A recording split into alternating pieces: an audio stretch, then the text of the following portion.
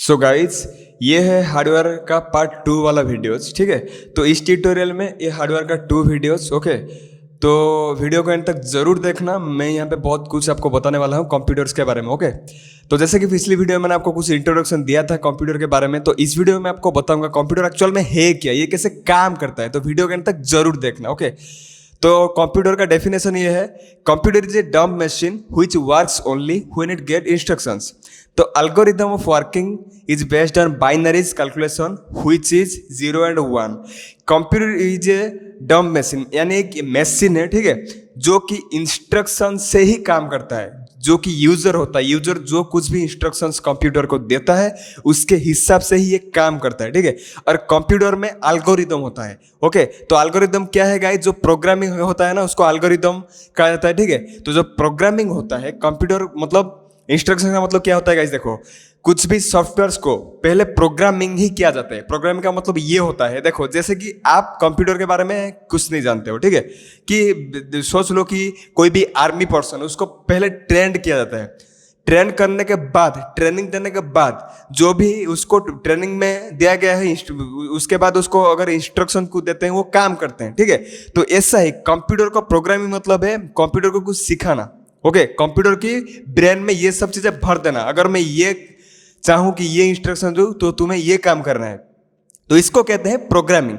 ये सारे के सारे प्रोग्रामिंग जो प्रोग्रामर्स होते हैं ना, जो सॉफ्टवेयर डेवलपर होते हैं, वो लोग करते हैं। ओके, तो नॉर्मल एक डिजिटल कंप्यूटर क्या करता है गाइस, काम करता है बाइनरी कोड पे, जो कि 0 and 1 है। मैं आपको नंबर सिस्टम बताऊंगा बाद में। ओके, 0 and 1 है। Computer is used for doing work faster, easier, high capacity and accurately.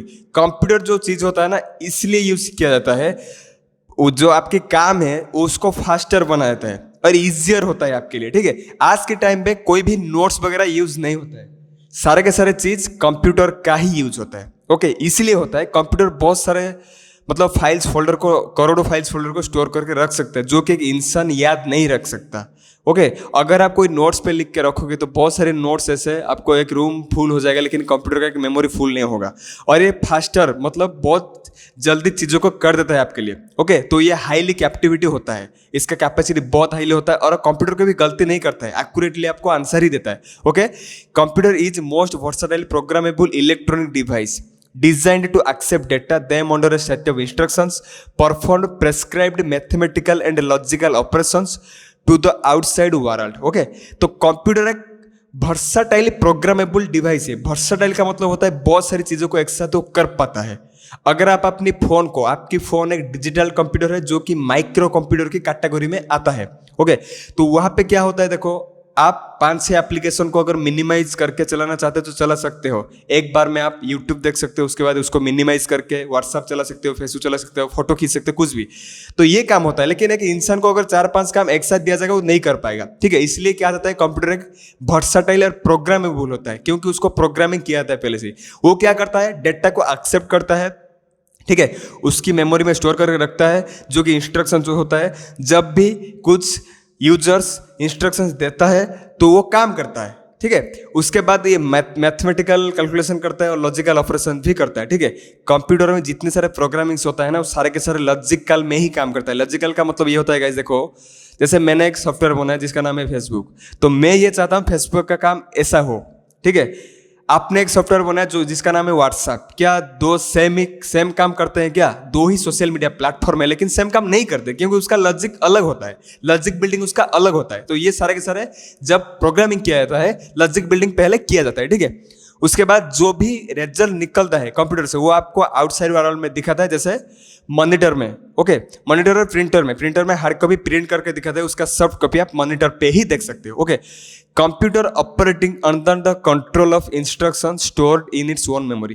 Computer operate करता है इंस्ट्रक्शन पे जो कि उसकी मेमोरी में स्टोर्स होता है। ठीक है, these instruction tell the machine what to do. वही इंस्ट्रक्शन को बताता है कि क्या करना है। देखो पहले आप सोच लो, आपको नंबर के बारे में कुछ नहीं पता है, जैसे जब आप छोटे थे, बच्चे थे, ठीक है, आप नंबर सीखे 1 2 3 ये सब सारे चीज़ें सीख गए आप। ठीक है, उसके बाद आपको बोला गया कि प्लस माइनस वगैरह सब कुछ सीखा गया, ठीक है। उसके बाद ये सारे के सारे आपकी ब्रेन में प्रोग्रामिंग किया गया है। आपकी ब्रेन को ये बताया गया है अगर 1 बोलना है तो ये 1 है, 2 बोलना है तो ये 2 है। बचपन में हम लोग लिखते थे, ओके। तो उसके बाद अगर आप कोई इंस्ट्रक्शन दे, आपका जो टीचर्स होते हैं ना, जो आपको इंस्ट्रक्शन देते हैं 1 से 2 को मतलब मिलाओ, ऐड करो, ठीक है, उसका रिजल्ट आप लिख के दे सकते हो, क्योंकि आप पहले से जानते हो आपकी माइंड प्रोग्रामिंग हो चुका है, ठीक है। तो ऐसा ही होता है कंप्यूटर का, लेकिन कंप्यूटर बहुत ज़्यादा कैपेबल होता है इंसान से, ओके। उसके बाद देखो types of computer, digital, analog and hybrid. Digital computer normal हम जो जितने भी कंप्यूटर देख चुके हैं अब तक वो सारे के सारे डिजिटल में ही है। नॉर्मल आप लैपटॉप, डेस्कटॉप, मोबाइल फोन सारे के सारे डिजिटल में ही है। एनालॉग कंप्यूटर ज़्यादातर यूज होता है गाइस मेट्रोलॉजिकल सेंटर में, जहाँ पे आपको ये जो मौसम वगैरह की न्यूज़ आता है ना, बारिश होगा या तूफान आने वाला है, हवा इतने स्पीड से चलेगा, ये सारे के सारे। और एनालॉग कंप्यूटर कभी अभी तो एक्यूरेटली दे देता है, कभी कभी आपको बोलेगा, अगर एनालॉग कंप्यूटर देता है कि ये कैलकुलेशन करता है कि आज शाम को बारिश होगा, 99% हो ही जाता है, ठीक है। उसके बाद हाइब्रिड कंप्यूटर, डिजिटल और एनालॉग दोनों मिलकर क्या होते हैं, हाइब्रिड होते हैं। ये जो हाइब्रिड कंप्यूटर होते हैं ये ज़्यादातर यूज होता है रॉकेट जहाँ पे लॉन्च किया जाता है, या मिसाइल टेस्टिंग सेंटर, डिफेंस के पास ये कंप्यूटर होता है, क्योंकि उन लोगों को चाहिए कि रॉकेट जब लॉन्च होगा उसका डेट 1 महीना 2 महीना से पहले फिक्स करके रख दिया गया है, ठीक है, रख दिया जाता है। उसके बाद देखो अगर उसी डेट पे बारिश होने वाला है, तूफान होने वाला है, तो उसी एरिया में तो रॉकेट कैसे लॉन्च होगा, कि मिसाइल कैसे टेस्टिंग होगा, ये सारी सारी चीज़ें होता है, ठीक है। तो ये देखो ये है टाइप्स ऑफ डिजिटल कंप्यूटर। देखो मिनी कंप्यूटर, उसके बाद माइक्रो कंप्यूटर में आता है पीसी, टैबलेट। पीसी तो मिनी और माइक्रो ही हो सकता है, पीसी को पर्सनल कंप्यूटर ही कहा जाता है। टैबलेट, स्मार्टफोन, लैपटॉप, जो भी कंप्यूटर आप हैंडी फीचर होता है, मतलब आप उसको पोर्टेबल हाथ में लेके जा सकते हो बाहर, जैसे लैपटॉप हो गया, डेस्कटॉप को आप साथ में नहीं लेके नहीं जा सकते, ठीक है। जैसे लैपटॉप हो गया, आपका स्मार्टफोन हो गया, सारे के सारे डिजिटल कंप्यूटर है, माइक्रो कंप्यूटर ही है। तो अब आपको कोई भी पूछेगा तो ये जो स्मार्टफोन क्या है, तो आप उसको बता देना एक कंप्यूटर है। हम लोग ये करते हैं कि आप लोग ये कहते हो कि कंप्यूटर अलग है और फ़ोन अलग है, कोई मतलब ये डिफरेंट चीज़ नहीं है, ठीक है। उसके बाद वर्क स्टेशन है, उसके बाद मेन फ्रेम है, उसके बाद सुपर कंप्यूटर है। वो क्या है मैं आपको बताता हूँ। देखिए ये होता है mini computer. Mini computers are used by small business and farms. Mini computers are also called mid range computers. They are design to special purpose like cash billing, ticket booking and smart system. जितने भी computers हम लोग देख चुके हैं ये सारे के सारे मिनी कंप्यूटर ही होता है। जितने भी डेस्कटॉप कंप्यूटर होता है सारे के सारे इसमें काम किया जाता है, ठीक है। उसके बाद micro computer, desktop computers, tablets, PCs, smartphones, ठीक है। डेस्कटॉप माइक्रो में नहीं आएगा गाइस, ठीक है। लैपटॉप आएगा। देखो लैपटॉप ये है आपका, टैबलेट हो गया, ये स्मार्टफोन हो गया, ठीक है। ये सारे की सारी चीज़ें क्या है, ये पोर्टेबल होता है, आप साथ में लेके जा सकते हो। ये बैटरी से ही मतलब बैटरी से ही ये कंट्रोल होता है, ठीक है। लेकिन आपका जो डेस्कटॉप है ना, वो आप साथ में लेके नहीं जा सकते कहीं पे भी, ओके। तो उसके लिए चाहिए आपको कोई भी स्विच बोर्ड होगा, कोई भी मतलब आपको एक्सटेंशन बोर्ड चाहिए इलेक्ट्रिक लगाने के लिए, उसका एक डेस्क चाहिए, उसके ऊपर मॉनिटर रखो, उसके ऊपर सीपीयू रखो, ऐसा होता है, ठीक है। तो ये भी नॉर्मल यूज पे आता है, जैसे मिनी कंप्यूटर यूज में आता है, ऐसे माइक्रो कंप्यूटर भी यूज में आता है, ठीक है।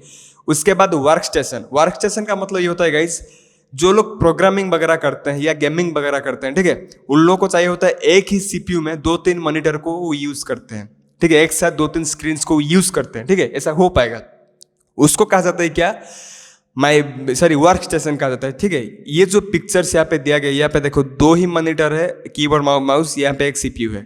एक सीपीयू से 2 मॉनिटर कंट्रोल होता है, 2 मॉनिटर में सेम चीज़ ही आपको दिखाई देगा, ओके। आप चाहोगे तो चेंज कर सकते हो, ठीक है, मॉनिटर पे कंट्रोल कर सकते हो, ओके।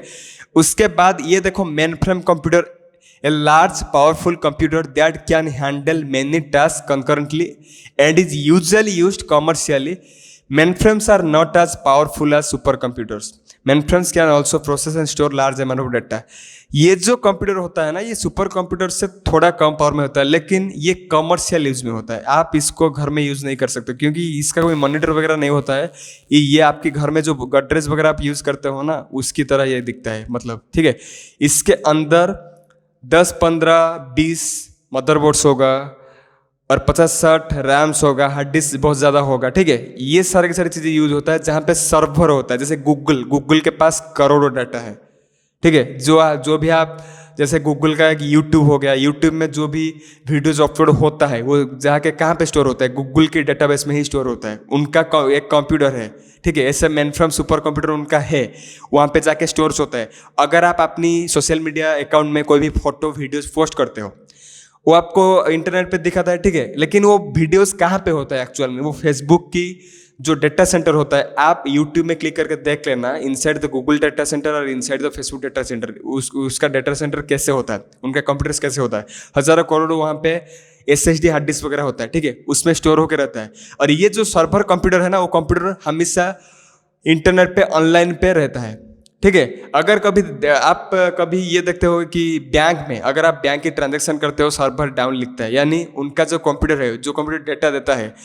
उसको अगर इंटरनेट नहीं मिला तो वहाँ पे क्या कहा जाता है कि सर्वर डाउन है उसका, ठीक है, ओके। उसके बाद super computers are most powerful computers made and physically they are some of the largest. These systems can process huge amounts of data and the fastest supercomputers can perform more than 1 trillion calculation per seconds. ठीक है, ये होता है super computers. ये भी आपको दिखता होगा जो मेन फ्रेम कंप्यूटर होता है ना, उसी तरह, ठीक है। लेकिन यहाँ पे क्या होता है गाइज, ये 1 ट्रिलियन कैलकुलेशन पर सेकेंड करता है। कैलकुलेशन एक्चुअल में है क्या, देखो मैं आपको बताता हूँ। आप एक यूट्यूब से जब, जैसे मैं कहता हूँ कि आप मेरा चैनल को सब्सक्राइब कर लो, ठीक है, जो भी मैं वीडियोस डालता रहूँगा आपको नोटिफिकेशन आ ही जाएगा, पहला नोटिफिकेशन आपको ही आएगा। ऐसा नहीं है आपको नोटिफिकेशन जाता है, ये नहीं है कि आपको पहले जाएगा, ऐसा नहीं होता है, ठीक है। अगर मेरे पास 10 लाख सब्सक्राइबर है ना, तो जब भी मैं वीडियो अपलोड करूँगा वो 10 लाख सब्सक्राइबर के पास ही एक साथ में जाएगा, ठीक है। तो ये कैसे होता है, ये सारी चीज़ें?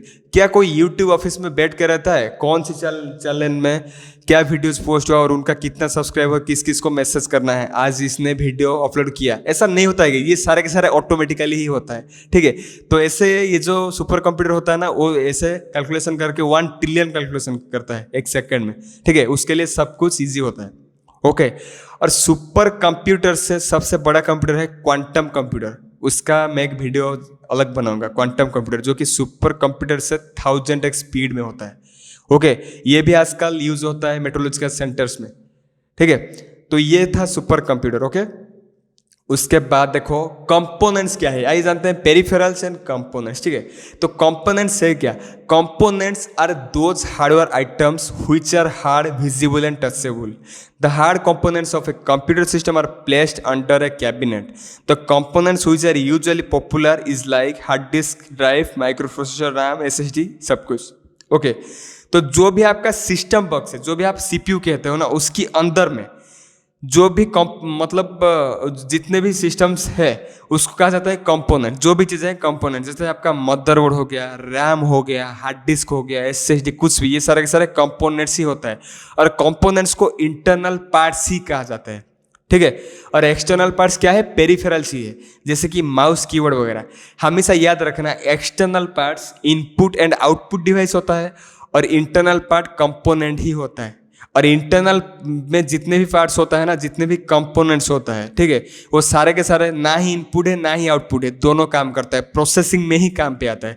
अगर आपको कोई ये पूछे रैम इनपुट डिवाइस या आउटपुट डिवाइस है, आप क्या उसको आंसर दोगे?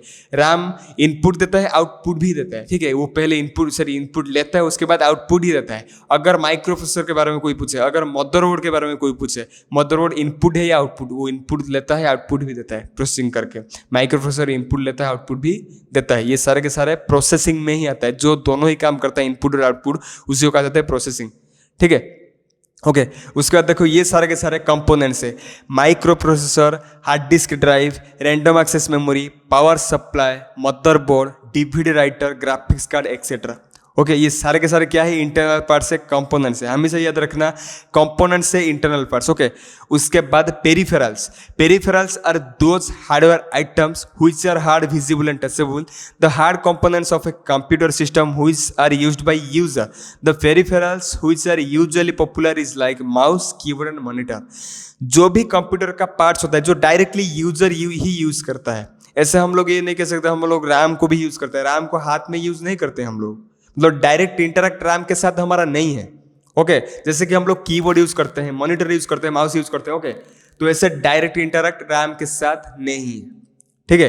तो इसीलिए ये सारे के सारे चीज जो इनपुट डिवाइस आउटपुट डिवाइस हो गया, ये सारे के सारे चीज क्या होता है, पेरिफेरल सी होता है, उसको पेरिफेरल सी कहा जाता है, ठीक है। जैसे कि देखो इनपुट डिवाइस आउटपुट डिवाइस आता है। इनपुट डिवाइस क्या है guys, those device which are used to give input to a computer system known as input device. जो भी डिवाइस कंप्यूटर सिस्टम को इनपुट देता है उसको क्या कहा जाता है, input device. Okay output device क्या है, those devices which are used to take output as result for output in your computer system known as output devices. जो भी हमको रिजल्ट दिखाता है, ठीक है, तो वो क्या होता है, आउटपुट ही होता है, ठीक है। जैसे आउटपुट डिवाइस में आ जाएगा आपका प्रोजेक्टर, मॉनिटर और प्रिंटर। और इनपुट डिवाइस बहुत सारे हैं, जैसे कीबोर्ड, माउस, माइक्रोफोन वगैरह, बहुत सारे रिमोट वगैरह, सब कुछ इनपुट डिवाइस ही है। ओके स्पीकर भी एक आउटपुट डिवाइस है, इनपुट नहीं आउटपुट डिवाइस। जैसे माइक्रोफोन उसका इनपुट हो गया, माइक्रोफोन पे वॉइस इनपुट जाता है और उसको सुनने के लिए आपको एक स्पीकर ही चाहिए, ऑडियो स्पीकर। ओके तो ये सारे चीज होता है, ठीक है। जैसे कि देखो मैं आपको अगर देखो एग्जाम टू टाइप्स का होता है, एक होता है रिटिन, एक होता है वाइवा। वाइवा का मतलब क्या होता है गाइस, आपको पूछा जाता है। जब आपको कोई क्वेश्चन करेगा, ठीक है, आपको पूछेगा तो आप क्या करोगे, पहले आप अपने कान से सुनोगे उसको सवाल जो भी आपका क्वेश्चन होगा, ठीक है। तो वो जो सवाल होता है ना, क्वेश्चन होता है ना, हमारा कान में आता है, तो हमारा जो ईयर है वो हो गया क्या, इनपुट डिवाइस, ठीक है। हम उसका आउटपुट देते हैं। अगर कोई रिटिन का एग्जाम हो तो वहाँ पे आपका इनपुट क्या होगा, आपका आई होगा, यानी आँख होगा, ठीक है। तो ऐसा ही होता है। ओके उसके बाद देखो ये सारे के सारे इनपुट डिवाइसेस है, keyboard, mouse, track ball, graphics tablet, game controllers, touch screen, web cam, microphone. Okay ये सारे के सारे इनपुट डिवाइस है। उसके बाद ये सारे के सारे आउटपुट डिवाइस है, monitor, printer, audio speaker, headphones, projector, GPS, sound card and video card, ठीक है। तो ये इनपुट डिवाइस था, ये था आउटपुट डिवाइस। ओके तो next video will be on analog computer. Okay तो एनालॉग कंप्यूटर और हाइब्रिड कंप्यूटर मैं आपको कुछ कुछ उसका दे दूंगा, क्योंकि हमको ऐसे ये कंप्यूटर यूज़ नहीं करना है। कोई भी अगर मेट्रोलॉजिकल डिपार्टमेंट में काम करेगा वहाँ पे आपको ट्रेनिंग वगैरह ये सारी चीज़ें मुझे भी नहीं पता है, क्योंकि वहाँ पे क्या होता है, क्योंकि मैं कभी यूज़ नहीं किया हूँ। जो किया हूँ आपको कह रहा हूँ, ठीक है। तो ये सारे के सारे यूजर्स नहीं करते हैं जो एनालॉग कंप्यूटर का यूज़ नहीं करते हैं, ठीक है। ये मत कहना कि हमारी फ़ोन पे भी हमको मैसेज आता है वेदर का, वो भी एक एनालॉग कंप्यूटर, ऐसा नहीं होता है। वो मेट्रोलॉजिकल डिपार्टमेंट से ही आता है और इंटरनेट से ही आता है, ठीक है। हमारा फ़ोन नहीं होता है एनालॉग कंप्यूटर। ओके तो आज की वीडियो में बस इतना ही। मैं आपको एक सीरीज बना के पूरे एवरी वीडियोस का, एवरी टॉपिक्स का मैं सीरीज बनाऊंगा। ओके अभी मुझे एक मैसेज आया था टैली के बारे में, ठीक है, प्रकाश नाम का स्टूडेंट मैसेज किया था। ओके तो जितने भी मैं वीडियोस अपलोड कर रहा हूँ, जो भी टॉपिक्स होता है उसका सीरीज बनाऊंगा, प्लेलिस्ट बना के एंड टू एंड आपको दे दूंगा। अगर भी कोई प्रॉब्लम होता है आपको समझने में या आपको कोई वीडियो चाहिए तो आप मुझे मैसेज कर सकते हो, कमेंट सेक्शन में बता सकते हो या व्हाट्सएप ग्रुप में बता सकते हो। ओके सो आज की वीडियो में बस इतना ही। अगर अपने चैनल में नया हो, चैनल को नया देख रहे हो, ठीक है, तो आप इसको सब्सक्राइब कर लेना है, ठीक है। मैं आपको मेंटरशिप दूंगा और सपोर्ट दूंगा। अगर आपको कोई वीडियो चाहिए मैं पूरे आपको देसी भाषा में आपको समझा दूंगा, ठीक है। So thank you very much for watching this video.